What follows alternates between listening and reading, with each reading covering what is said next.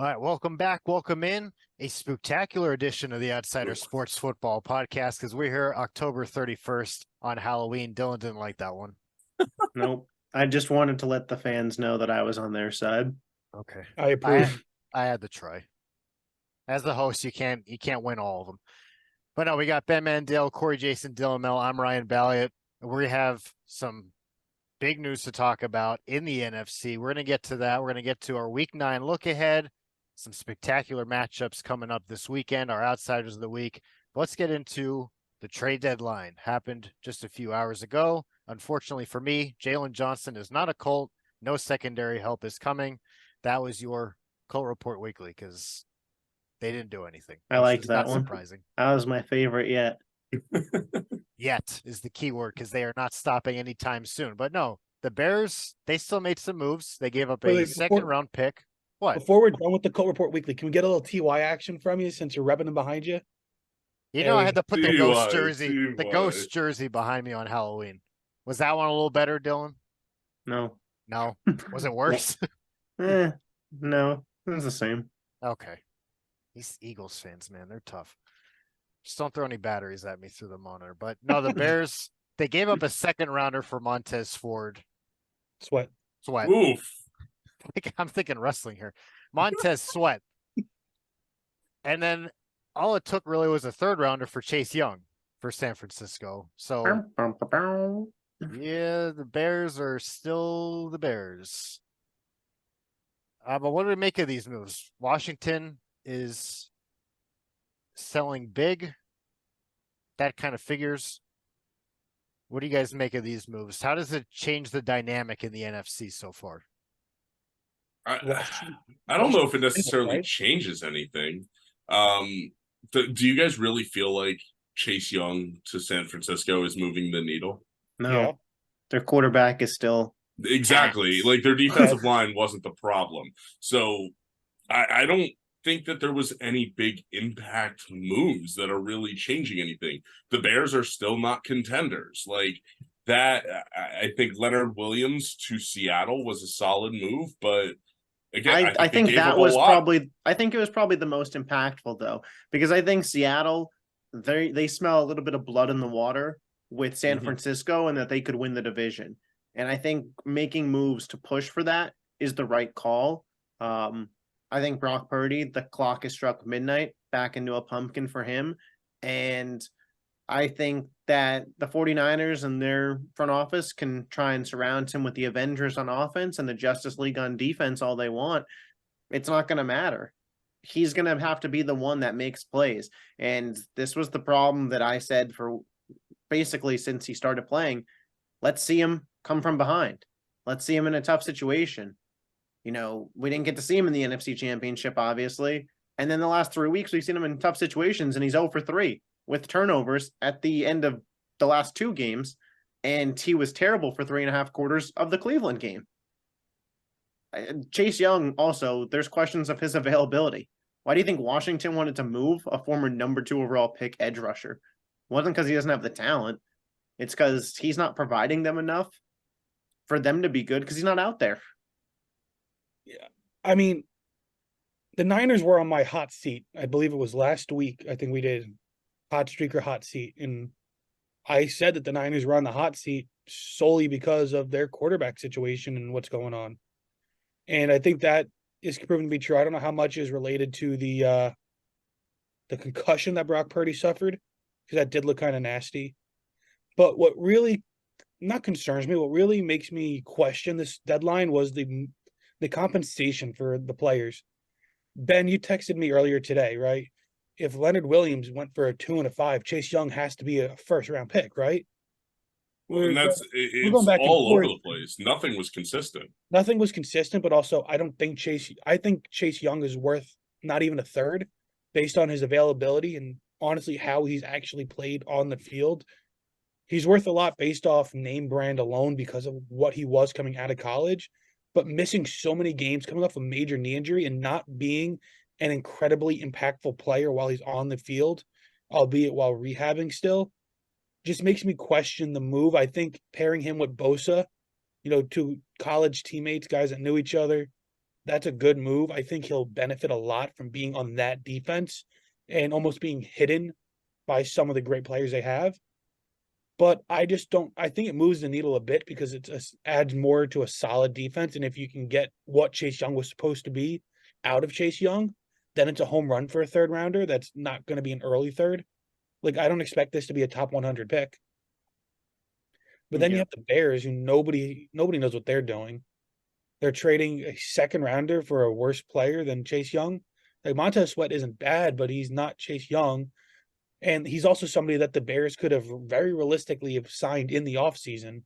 So you're not going anywhere. This is very reminiscent of the Leonard Williams to the Giants trade, where they traded good draft capital for a player that they could have really got, 4 months later at a better contract, if not the same one you're going to end up giving him in free agency. Then the Giants trading away Leonard Williams is, I think, just a steal, just a massive Joe Shane masterclass. Yeah, you're eating the money. You would have eaten that money anyway if he stayed, and you get a second round pick plus a fifth next year. You need draft capital now, and he's not somebody you're going to keep. He has the biggest non-QB cap hit in the league this season. So just getting him off the roster and letting some of the young guys like Jordan Riley playing, it's a really, really good move. Yeah, I And agree with that's- you there.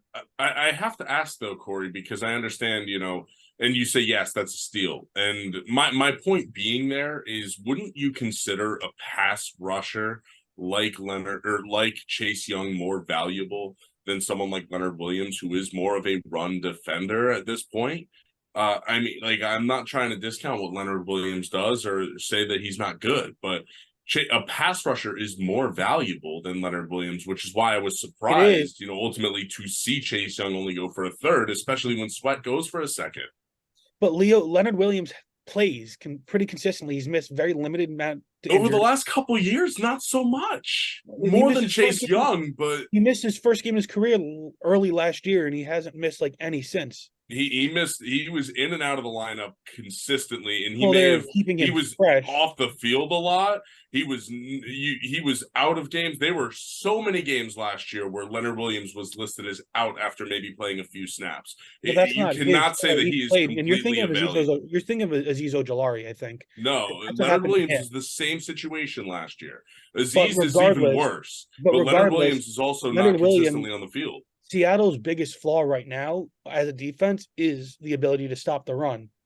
So adding him shores up one of your biggest I'm not issues with the saying he's defense. not going to help them. And I'm they did just add saying Frank a pass Clark for a rusher pass is more rusher. valuable. Yes, but you're not adding a top tier number one pass rusher. You're pairing him with Nick Bosa, who is like the best pass rusher in football. And I think what Leonard Yeah, Williams, but you're not adding a premier run stuffer either. Like, yeah, Leonard Williams is good against the run, but he's not the best in the league. No, but he is a top 10 run stopper. He's still consistently.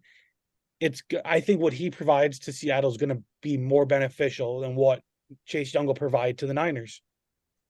I think Yeah, the I mean, Leonard Williams We'll get to deal, see. I think that's going to end up being a win-win. Seattle gets a big piece added to their defensive line. Giants get some draft capital. For us as fantasy players, we win because Seattle won't be able to draft another running back in the second round. Charbonnet. So I also do like the Chase Young pick, like you said. Now they have bookend pass rushers that were teammates in college. They were the second overall pick in back-to-back drafts, Bosa in 2019, Young in 2020.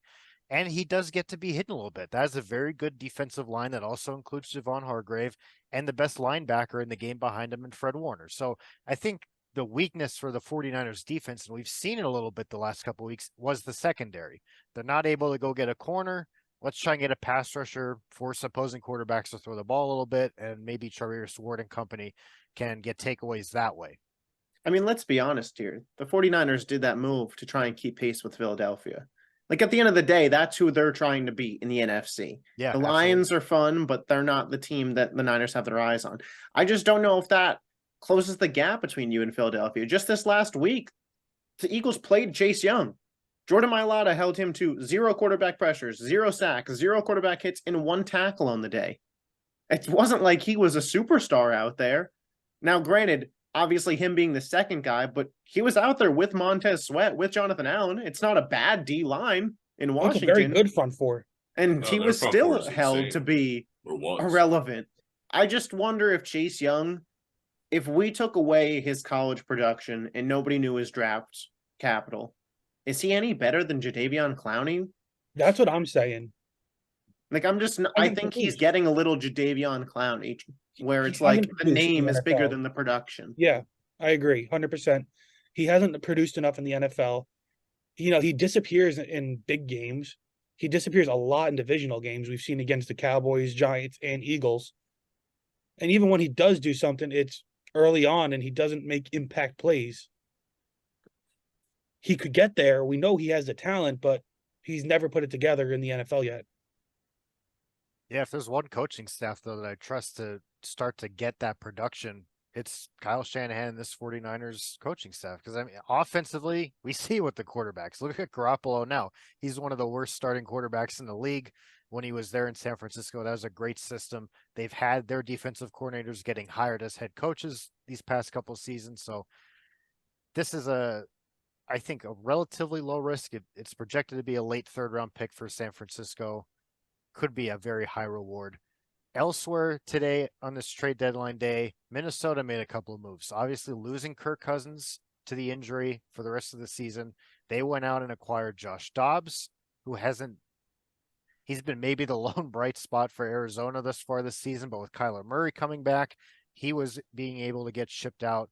Josh Dobbs now Viking, but he loses offensive lineman Ezra Cleveland, who's now going to block for Trevor Lawrence down in Jacksonville. So these moves kind of working in tandem for Minnesota. We talked about prior to the Kirk injury, they could sort of run the table, very easy schedule down the stretch the rest of the season. Can Dobbs steady the ship enough to keep the Vikings in the wild card race? I think if you're getting Josh Dobbs that we've seen this season, maybe. But how quickly is he going to be able to pick up this playbook? I mean, you see how complex NFL offenses are. I mean, you want to do yourself a favor, go and look up a full NFL play call. When you hear these guys read it in, it's about 20 Fire seconds too long. wide banana. That's the end tag of the play, Corey. That doesn't include the formation, that doesn't include the personnel, that doesn't include the motions, and that also doesn't include if there's the actual play itself. The Y banana is the tag, it's the route combination there for the tight end. It's complex, it's complicated, and I'm sure Minnesota, they're going to do their best to get him up to speed, but it may be a week or two before Dobbs is even able to suit up and play. The Vikings are in a position with the games they lost early on, they can't really afford to lose any more of these games. So, I mean, we'll just have to see, but I think I was very surprised to see Arizona be so willing to part ways and move off of Dobbs. I mean, we heard them yesterday say, look, he's not going to start, even if Kyler Murray's not good to go. Now, was that their way of basically saying, look, he's available if anybody wants a quarterback? Or were they really just set on, hey, Kyler's our guy, we don't even want this guy here anymore? Because it just didn't make sense to me. So I want to answer your Arizona question. Carolina beating Houston over this weekend made Arizona the last place team, and now they have the number one pick. I think it was very much a we're going for Caleb or we're tanking move, because they came out and said that they're starting that Clayton kid that they drafted, not even Kyler. I thought Kyler maybe moved at the deadline. I wasn't even sure if he was going to play because he was healthy this weekend, and they just didn't bring him back and had like no thought of bringing him back, it seemed like. As for Minnesota, they do have a shot to make the playoffs. They're not going to do anything when they get in, but right now they're the 7th seed at 4-4, 2-0 in their division. So that's something there. Obviously, they still have to play Detroit twice, but you look around who they're competing with. It's the NFC South teams: Atlanta, New Orleans, Tampa Bay. The Rams are still kind of floating around at 3-5.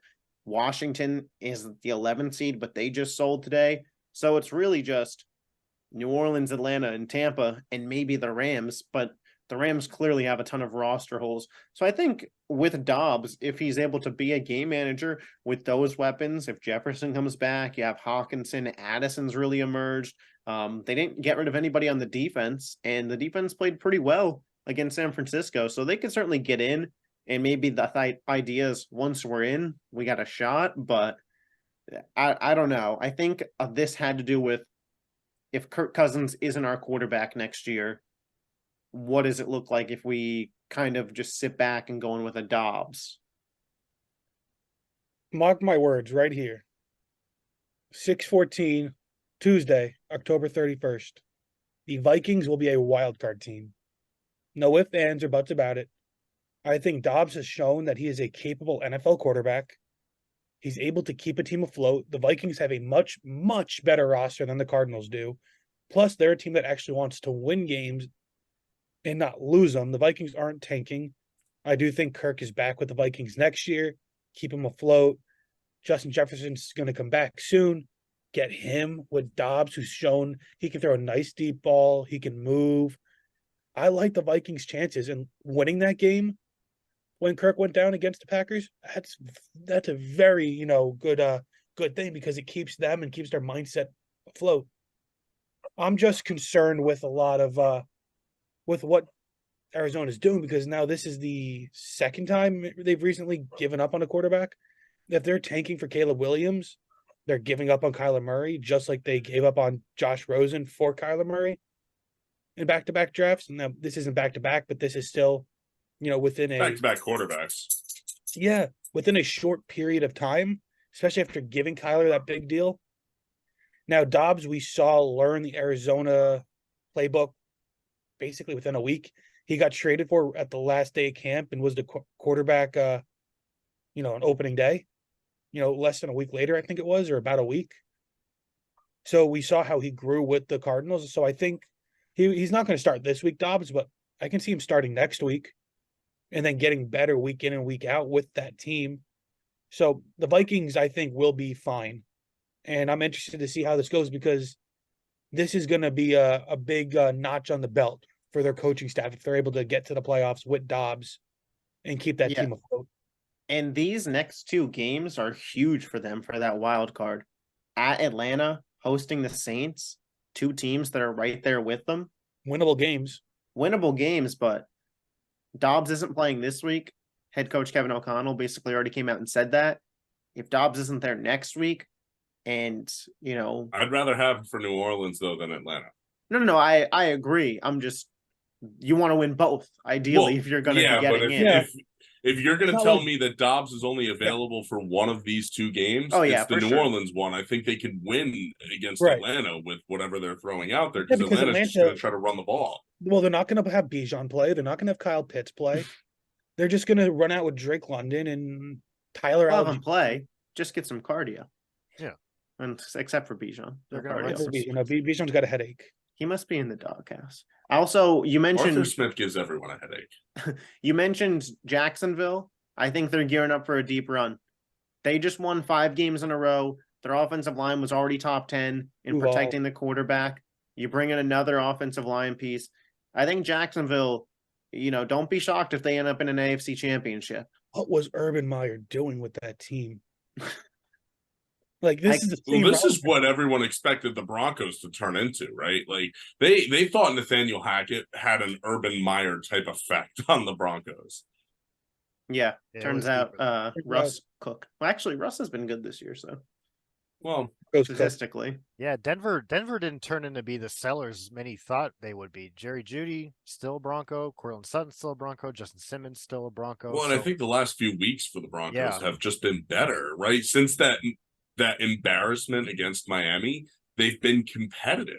They've won some games. Granted, the schedule's eased up, but I mean, they kept the Chiefs. Both of those games against the Chiefs, they kept close. Even the one where Mahomes wasn't sick, they still kept that game close. So, I don't know. Maybe the Broncos aren't as bad. Maybe things really weren't as bad as they seemed. They're still not a playoff team. I mean, 3-5 headed into your bye. You got games against the Vikings, Browns, Texans. So, some of those are winnable coming up. Patriots are still on the schedule. It looks like here. Raiders, Chargers twice. And you never know. Chargers could Charger. Chargers are going to continue. I'm not making a case that they will be a playoff team, but this is why they didn't sell. Because they could be. And if they're not, all those players that you could sell for draft capital, you could sell them in the offseason. People Yeah. are still going to want Jerry Judy. They're still going to want Pat Surtain. They're still going to want Justin Simmons. At the end of the season, maybe you won't get as much as you would have gotten from a desperate team, say at the deadline. But, you know, once the season's over and let's say, I don't know, a team like Kansas City got destroyed in a playoff game because they didn't have wide receiver weapons. You know, you don't want to trade Jerry Judy in division necessarily, but they might pay a hefty price. Maybe they give you a first rounder in the draft for him. Yeah, we'll see what comes of Denver, what happens the rest of their season. If it works out the way they hope, probably not. Corey and I think, are aligned. Again, I'm not. I'm not. They didn't sell because they think they'll be a playoff team. They didn't sell because they want to build up what's Yeah. left of Jerry Judy's trade value, which is nothing. Well, I think they just didn't sell because they said, hey, we just brought in Sean Payton this year. It was a really rough start. Let's see how he can finish the year with a full roster and kind of Look, get an they're idea as stuck to with what we him with should the be money next. they gave. Well, the right, and they're assets and the stuck money with they Russ, gave him. and They're they're stuck with Sean Russ Payton. too. You're stuck with Peyton and Russ, so you might as well kind of let them be the best of what they can be in a situation here. If they were in the NFC, I think playoff berth is a lot more likely. I would take them over Minnesota, and we're saying Minnesota could get in. But in the AFC, it's going to be a real uphill battle for them. Yeah, that's the point I was gonna make. Maybe if they were in the NFC, it's a little more open, that wild card race, but certainly not the AFC. I mean, the entire top of the conference is all 6-2 right now. Then it's 5-3. You know, this. None of this 500 Yeah, none of this stuff nonsense. gets you in. Yeah. All right, let's go to outsiders of the week. I'll start off here. Paulson Adebo, cornerback for the Saints. He made Gardner Minshew's life a living hell. Defensive back for the Saints. Great coverage. Had a takeaway. I was listening to this game like, who is this? And that's the definition of the outside. That's why we do this segment, right? Paulson Adebo played a great game this week.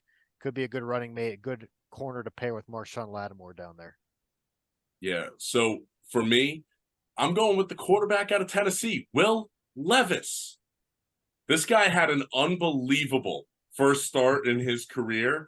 The Mayo, it must have worked. Mayo in the coffee. 4 touchdowns, a 130.5 passer rating. Give me Will Levis for outsider of the week, starting in place of Ryan Tannehill. You can have him. That's crazy, Ben. I also got Will Levis as my outsider of the week. I don't know if you saw on TikTok, This his was point. ex-girlfriend was posting videos and all the comments flooded. Will Levis the GOAT, Will Levis the GOAT, Will Levis the GOAT. 4 touchdowns, bombing it, brings DeAndre Hopkins back to life. I mean, Tennessee Titans, they could be on a playoff run behind the Mayo man. All Go right, ahead. I'm Go going ahead, with Corey. Go ahead. 4 touchdowns, no interceptions, a 130.5 QBR, the GOAT, the AFC South Division winner, Will Levis, question mark. He had an amazing debut. Nobody saw this coming. Maybe Mayo really does give you superpowers. You know, 19 to 29 passing, over 200 yards. Again, you said brought back DeAndre Hopkins, Derrick Henry over 100 rushing yards, what seems like the first time in forever. Or is this team stabilizing behind a good quarterback? Is Will Levis the best rookie quarterback in the draft? I mean, listen, him and CJ Stroud might be close, but greater Could than Will sign Levis Anthony be the Richardson, second right? coming of Peyton Manning. How about I the fact that think they're that all in people the same asking. division, right? Yeah. I mean, Except for you Bryce got Bryce Young, the midget. Sorry, little person out there. All right, Broussard, calm it down. No, he's the you got Bryce Young, but the big 3, right?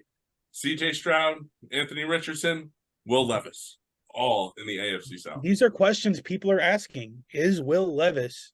And for future, I'd Will, like you to he's the list guy. Will Levis before Anthony Richardson, as he's the better player. Will the Colts? I Will the cannot Colts wait rue for the that day Steelers defense they to get their drafted hands on Will Richardson Levis. over Levis. Will Steelers Lev- secondary has been one of the worst in the league this year. Will Ryan. Levis over on passing touchdowns this week. Book it. Did you guys have fun? Did you enjoy that? Yes. Listen, we 8.2 were just yards per giving an catch, honest pretty product. solid. I was gonna say fans. we just all happen to have the same outsider of the week, Ryan. Oh, I it's don't- I not like don't- we're supposed to, coordinate these things before Yeah. the show or anything. Well, it's Halloween. It's a holiday. nobody loves Sometimes surprises. things fall This was a through the nasty cracks. trick. Never. My backup You is guys- Kyle Pitts. Is outside of the week. Get out. The Kyle Pitts slander. All right, week 9. Let's look ahead here. Besides the Titans getting absolutely annihilated by the Steelers defense this Thursday, I'm looking forward to that. There's some great matchups, like I said, happening on Sunday all throughout the day. The one I'm looking forward to, the 1:00 game, Seattle going to Baltimore. These are two very good teams right now. Seattle traveling all the way across the country into Baltimore. This is going to be a good one. I said Seattle Baltimore. traveling for the 1:00 game. Yeah, I said Baltimore and Detroit was going to be a good game. That one wasn't. Second time's the charm. Seattle and it? Baltimore. This will be a good one. Speaking of good games, Sunday Night Football, Cincinnati, Buffalo, rematch of that atrocious playoff game. Look for Buffalo to bounce back. Cincinnati's been really good as of late. They've looked really strong. I think Buffalo is going to look to make a statement. They're definitely more of a regular season team than they are a playoff team. So look for the Bills to come out here and make some plays. I'm going Chiefs, Dolphins in Deutsche Bank Stadium, the Germany game, Sunday morning.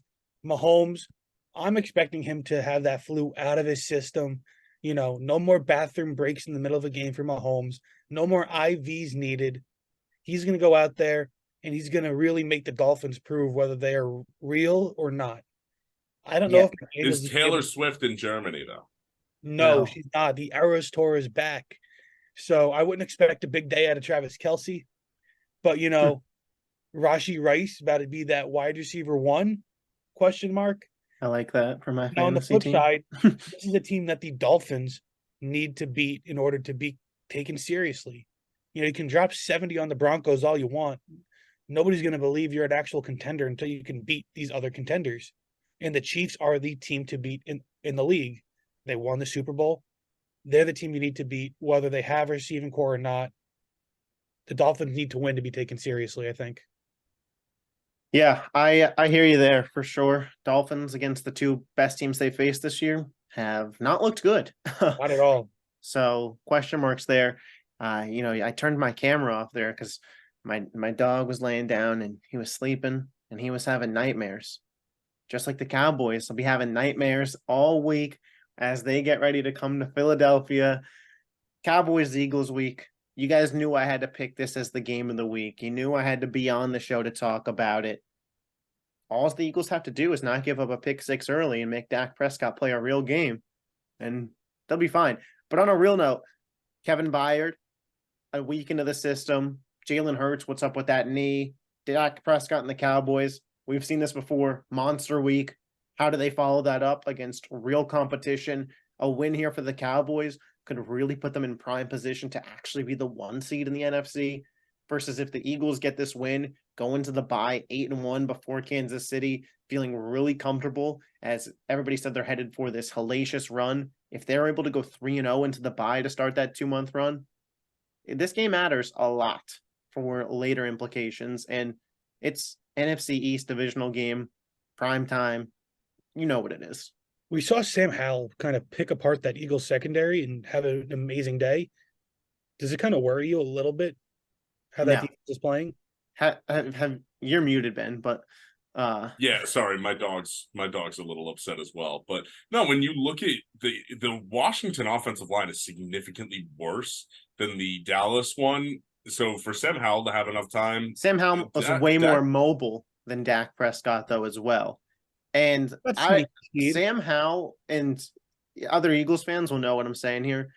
For some reason, whenever we play the Commanders, they are a level above. Sam Howell has not been as good as he's been versus the Eagles in any other game this year. No, You saw him you're not against wrong. the For Giants some a week reason, ago. Washington always plays the Eagles well. It's just like how even when the Eagles are bad, they always play the Giants well. It's just like one of those things. And typically in these Cowboys-Eagles games, home field usually really carries some weight, especially over the last couple years. I've noticed Dallas has dominated the Eagles in Dallas both of the last 2 years.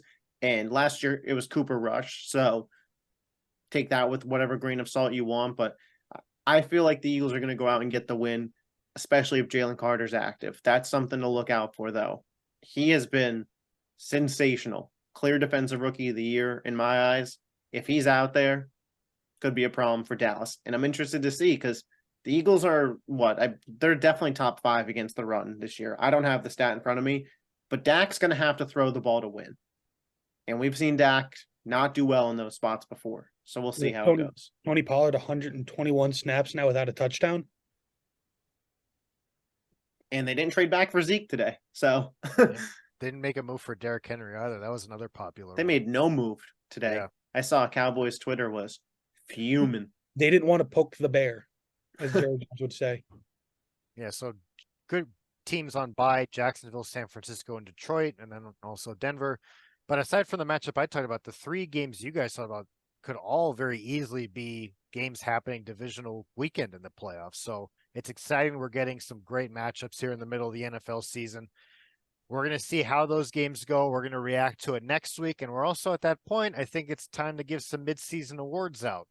So you guys wear your finest tuxedos next week. Join us here, the Outsider Sports Football Offensive Podcast. Rookie of the Year, Will Levis. Book it. I'll be here talking by myself, I guess. Will Levis, Kyle Pitts. Will Levis and Kyle. Good.